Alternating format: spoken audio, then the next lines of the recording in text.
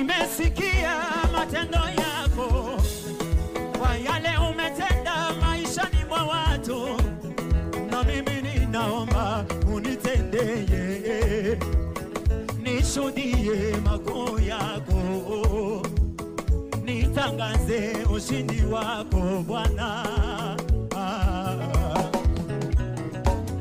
Nataka nione mwenyewe maishani mwangu, nataka nione mwenyewe maishani mwangu, kama vile wengine wamekuona na mimi nikuone Baba.